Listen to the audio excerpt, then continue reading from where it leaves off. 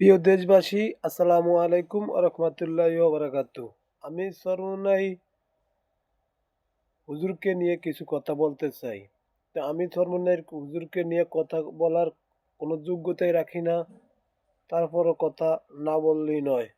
আমি চরমোনাই হুজুরকে মন থেকে ভালোবাসি, আমি চরমোনাইও মাহফিলেও যাই। কিন্তু চরমোনাই হুজুররা কি মনে করছে আর কি বুঝছে একমাত্র হুজুররাই জানে।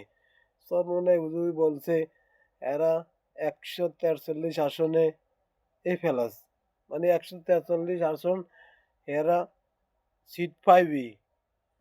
তো একটা চরমোনাই হুজুর এত বড় শিক্ষিত, সেটা ওরকিম কেমনে কয় যে ১৫৩ সিট পাইব, ৪৩ সিট পাইব। আমি জানি না চরমোনাই হুজুরের মাথায় কোন চক্রান্ত ঢুকছে। কেন এরা আরেকবারও জাতির সাথে বেইমানি করেছে।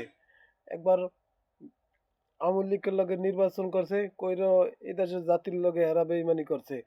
এবার জামাতের লগে জোটে গেছে, কিবা জামাতে এগুলোকে জোটে গেছে, সেটা বিষয় না।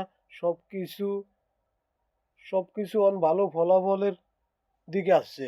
তো এই সময় চরমোনাই আলারা উল্টা উল্টা কথা কয়। আমি জানি না চরমোনাই আলা করে কে কি লোভ দেখাইছে। তো সেজন্য আমার কথা থেকে যদি চরমোনাই আলারা কোনো দুঃখ পায়, তাতে আমার কিছু করার নাই। কেন আমি বাংলাদেশের ২০ কোটি মানুষের একজন ব্যক্তি। আমি চরমোনাই হুজুরকে ২ হাত ধরে অনুরোধ জানাচ্ছি, আপনারা এই ইসলামী ১০ জোট ৮ জোট যাই হোক না কেন, এই জোটটা ভাঙেন না। আগে জানুয়ারি ফেব্রুয়ারির ১২ তারিখে নির্বাচনটা হোক, নির্বাচনটা হওয়ার পরে যা হয় ইনশাল্লাহ একটা ইসলামের গতিতে দেশটা চালান, এটাই আমার আশা। আপনাকেও আমি ২ হাত ধরে অনুরোধ করছি, এই জোটটা আপনারা ভাঙেন না। আসসালামু আলাইকুম ওয়া রাহমাতুল্লাহি ওয়া বারাকাতুহু।